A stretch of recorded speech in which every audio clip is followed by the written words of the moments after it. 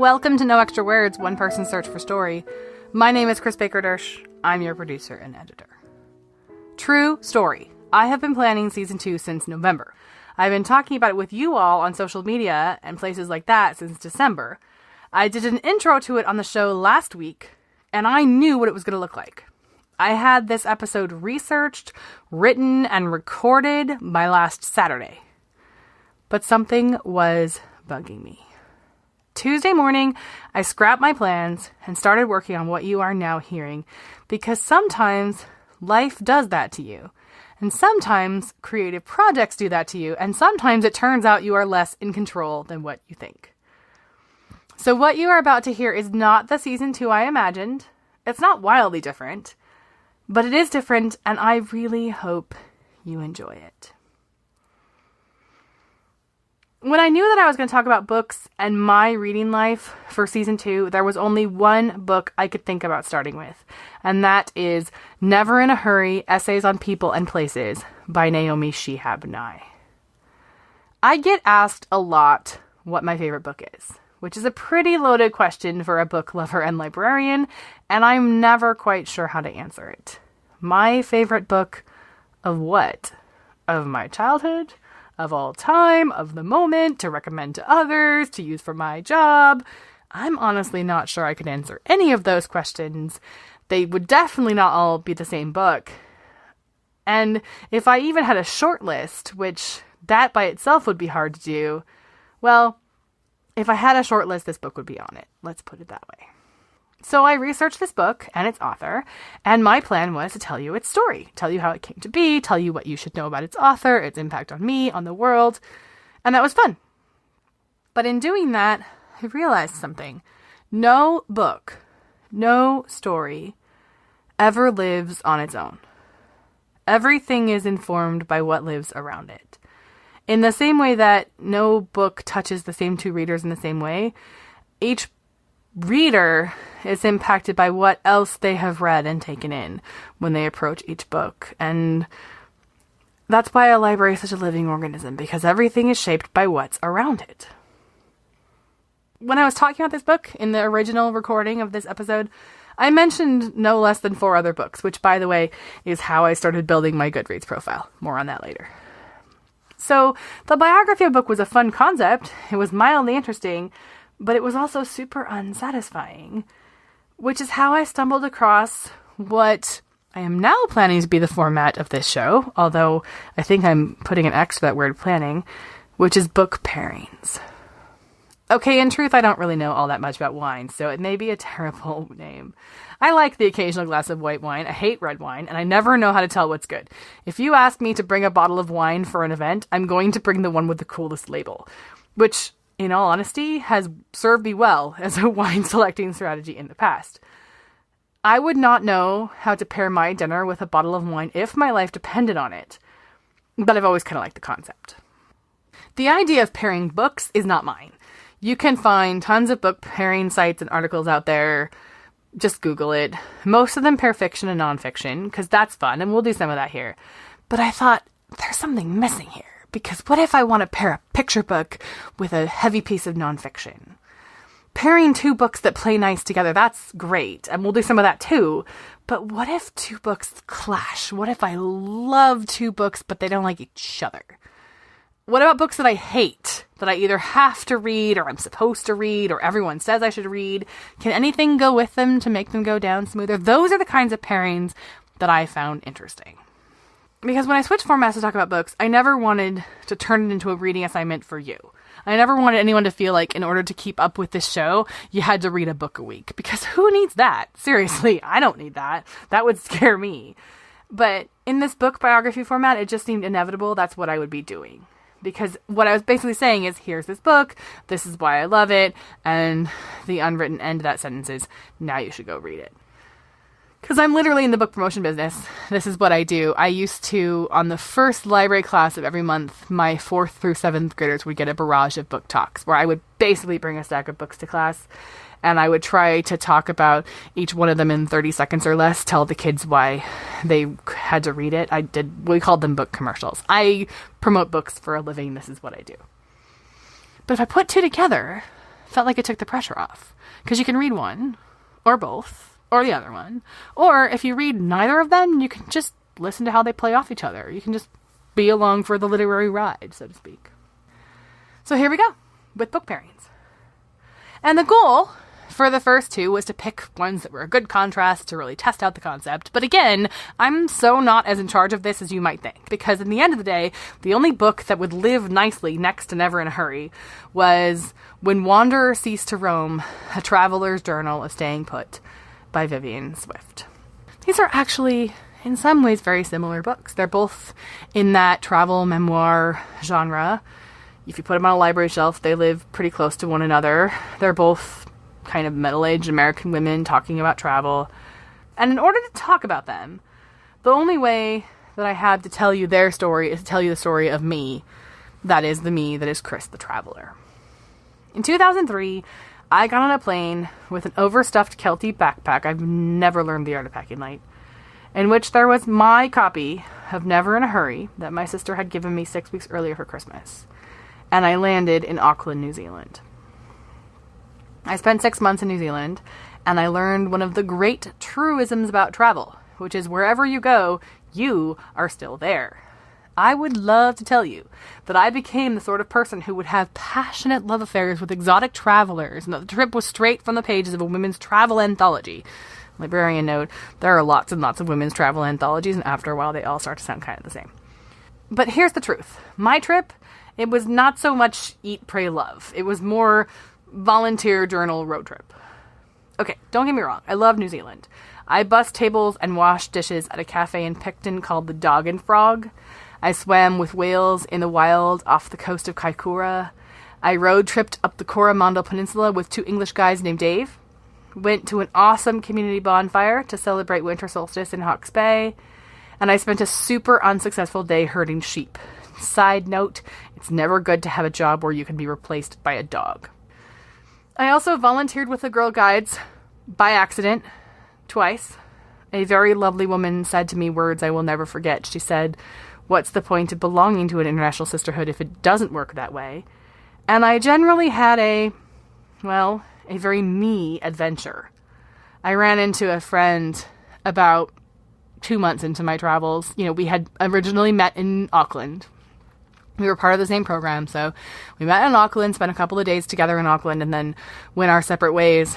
And I ran into her about 2 months later, and a friend who'd been living in Picton near me, and she and I got together, and she asked, "So how's your trip going?" And my friend who'd been living in Picton near me said, "Really, Kris is having the kind of travel adventure that only Kris could have." And here's the thing I didn't know at 24. That's what good travel is supposed to be. I so did not expect that my copy of Never in a Hurry would survive the trip. The plan was to read it and then let it go. Trade it for some other paperback in some youth hostel common room someplace. Which is probably what I did with the other book that I took with me, which I now can't remember what that was. But Never in a Hurry stayed with me that whole trip, and I still have it. Now you gotta remember, this was 2003. If I were making this trip today, I would have just gotten over my hatred of ebooks and loaded up my Kindle. And that's a more efficient way to consume books on the road, no question about it. But you miss things when you do it that way. If I had been able to do that, I would never have picked up UK on a G-String, which is one of the most original travel memoirs I've ever read that I got at a bookshop in Dunedin. I would not have an Australian edition of Harry Potter and the Order of the Phoenix. It's yellow, like the British edition, not dark and ugly like the American one. And I probably wouldn't still have a copy of Never in a Hurry. It was the first book of essays I ever read. It was the first travelogue I ever read. And all these years later, I am hard-pressed to give you a better example of either. Naomi Shihab Nye is first and foremost a poet. She's a daughter of a Palestinian refugee father and a German Lutheran Midwestern mother. She spent her childhood in St. Louis and in the West Bank of Jerusalem, and then moved to a predominantly Mexican-American neighborhood in San Antonio, Texas. She is, in short, the perfect person to give you a new view of the world. It's always interesting to me. This is a very prolific writer, so it's interesting to me that this is the book of hers that came to me first. In 2002, the year before I read this book, she was actually a National Book Award finalist for her poetry collection, 19 Varieties of Gazelle, Poems of the Middle East. And if you remember at all what the world is like in 2002, you have some idea how important that book was. She's published numerous poetry anthologies. Her forthcoming one from Green Willow Books is Voices in the Air, Poems for Listeners.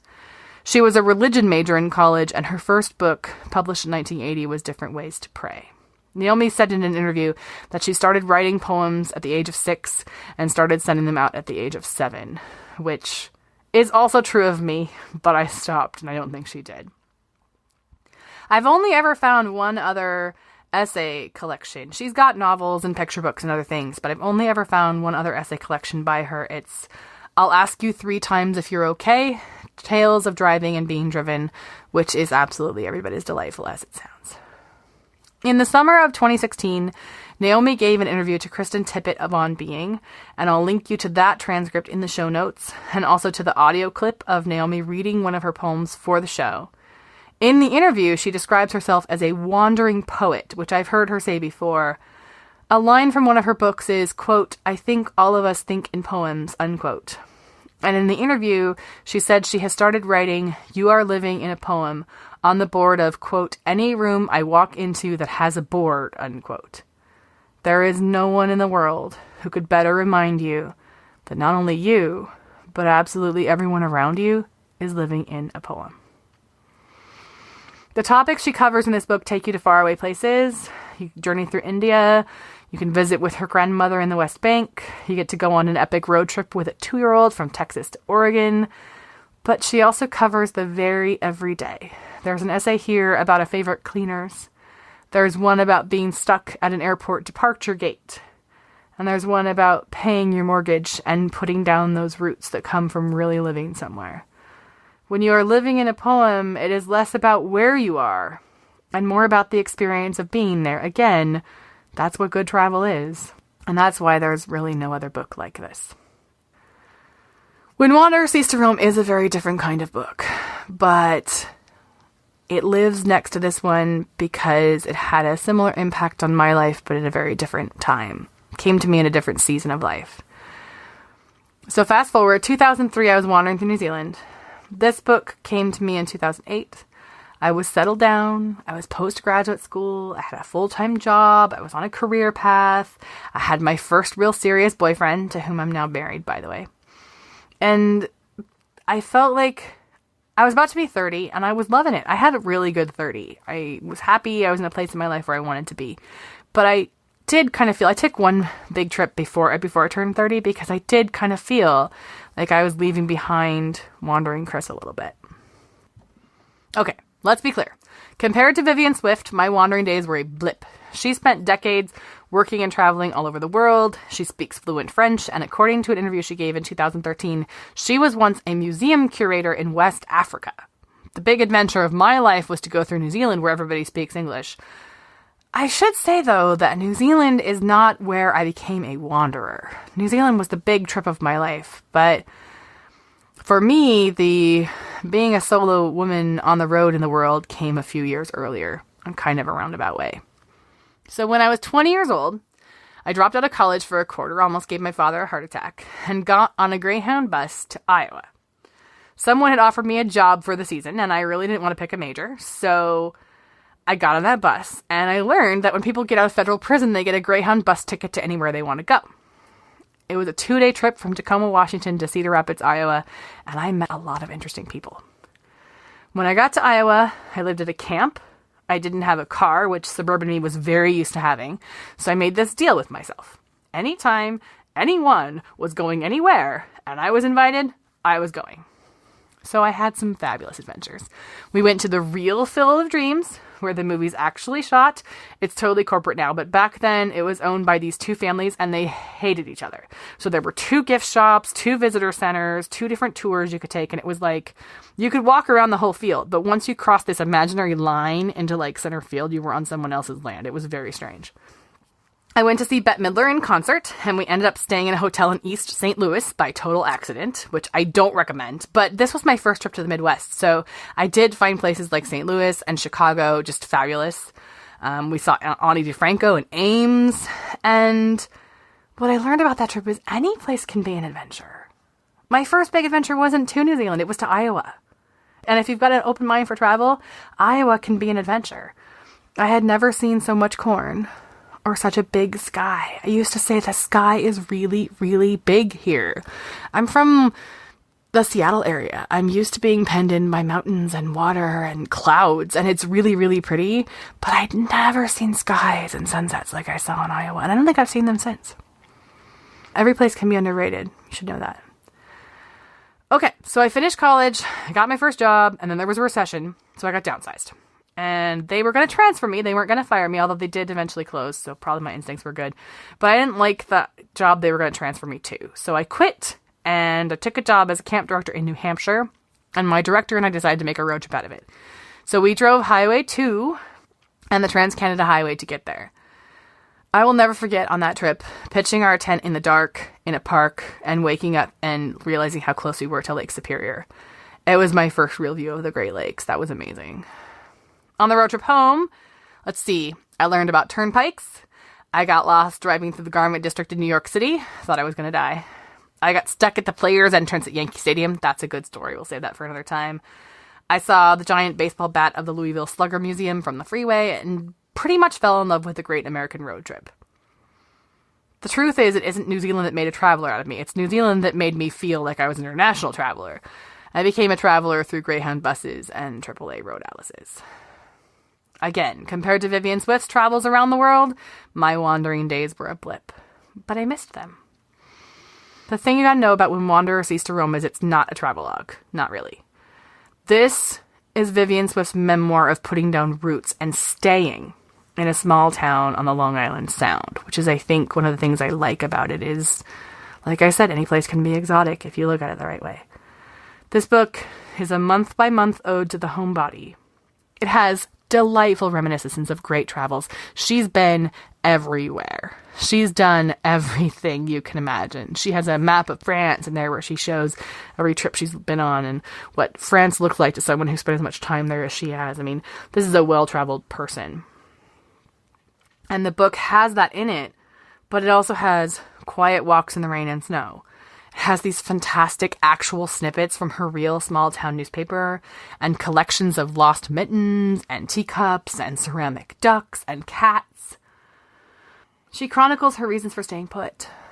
And I can relate to that because, as anyone who's ever been on a long trip can tell you, there's something to be said for not having to fit your life into a backpack. I remember the first apartment I had after my travels in New Zealand. It was the first apartment.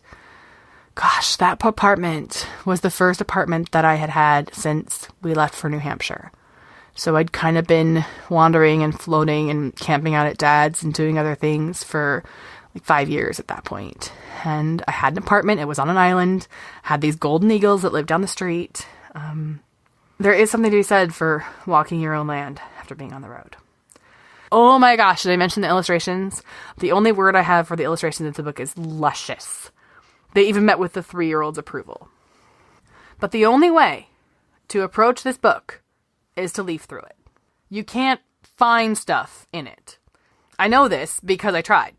I know there's a passage in this book somewhere because I remember where I was when I read it. So the last time I read this book, before I picked it up from the library today, my copy of it is actually still in Michigan. Because the last time I read this book, I was in northern Michigan, where my husband's family has a summer home. I felt the need to really get into this book when I was there. The whole idea of the putting down roots, it was just something that I needed. It was something I come back to from time to time. So I took the book and it's still there because I decided that the summer home was the right place for it to live.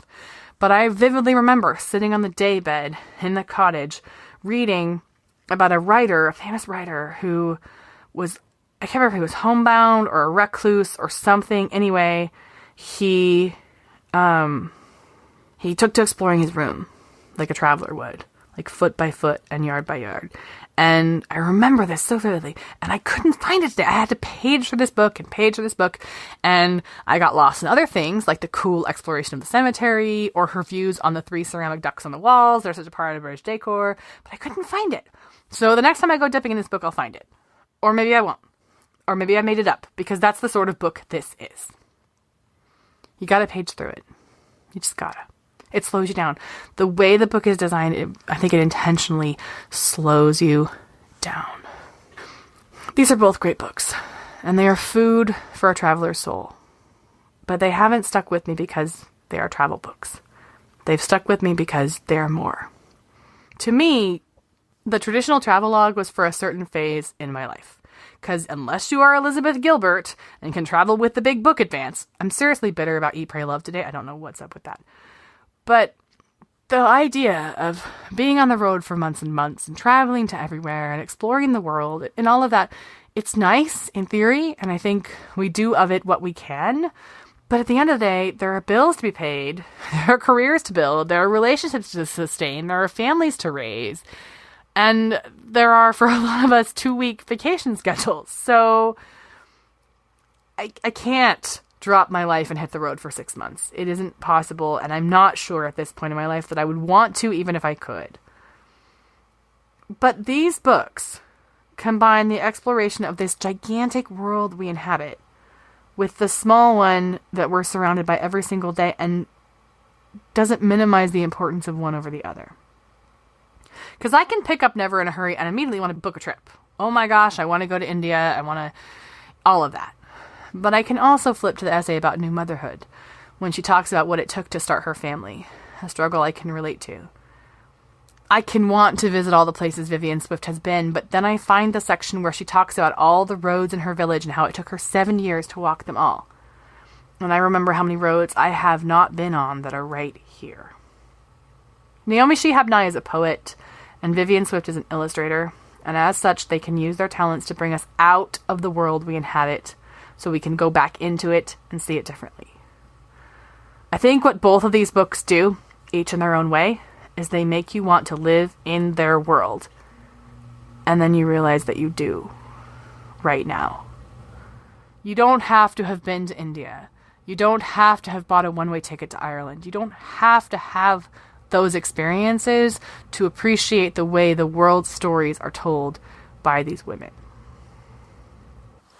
So I want to close by giving you a couple of quotes from each of these books, because I want to give you a real feel for them. Whether you read them or not, I want you to at least have a sense of what these books are. What I can't give you is I can't give you the illustrations of When Wanderer Ceased to Roam. I'm really only giving you half of this book, because the visuals in it are really cool. The only way to really see it, because I can't obviously share the photos, is to either get a copy, or you can go look at Vivian Swift's blog, which I'm going to link you in the show notes. But I do want to share just a tiny bit within copyright rules of each one. The first one that I wanted to pull from When Wanderer Ceased to Roam, I looked it up and then I realized it's not hers at all. It's a line she took from Thoreau, which I think made me love her even more. So I'll share it and then I'll share a little bit of hers. This is from her April chapter. She says, April is the lost and found month. America's great philosopher of staying put, Henry David Thoreau, bragged that he was not a traveler, quote, except for being well-traveled in Concord, his hometown. He said, my vicinity affords many good walks. 2 or 3 hours walking will carry me to as strange a country as I expect ever to see. A single farmhouse which I had not seen before is sometimes as good as the dominions of the King of Dahomey. Unquote. And then we get to her September chapter. And in her September chapter, we get her acre of earth theory of life, that everybody gets an acre of earth when they're born. It starts small and you're fenced in, and then you push the boundaries of it, and as you get older, you learn to cultivate it. But one of the things she says is, 3 things a wise person should know just for reference points. The weighty heft of 24-karat gold, the playful wit in Nancy Mitford's letters, and the 43,560 square foot swath of an acre of earth. I know pure gold when I hold it. I know epistolary perfection when I read it. A land surveyor friend took me to the cemetery and paced off 209 feet by 209 feet, so now I'll know an acre when I see it. P.S. It's much bigger than I thought. If you ever feel crowded into a corner by your life, You need to take a better look at your acre of earth. It's bigger than you think. The first quote I'm going to give you from Never in a Hurry is from that essay I mentioned earlier about road trips. I think about this essay and her driving with her 2-year-old from Texas to Oregon, a trip everybody warned her was a terrible idea, except for the 2-year-old, who was thrilled and kept promising to be good and trying to pack his own bits of clay and things. I think about that every single time I take my 3-year-old on an adventure. That's what I mean by these books have staying power. The essay this is from is called Newcomers in a Troubled Land. Inside our zippered tent, I finished reading the essays about the Oregon Trail by flashlight. One of those fancy flashlights that do 3 different things.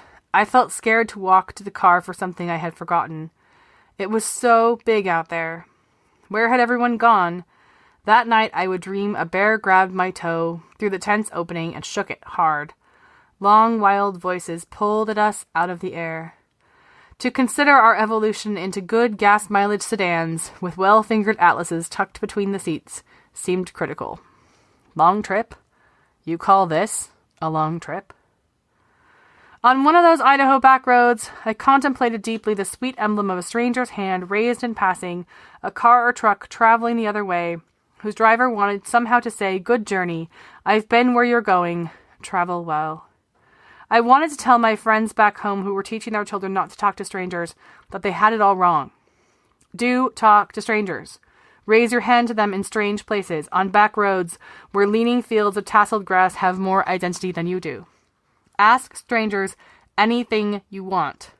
Maybe they'll have an answer. Don't go home with them. Don't take your pants off with them. But talk, talk, talk. Anyway, in this mobile 20th century, who among us is not strange?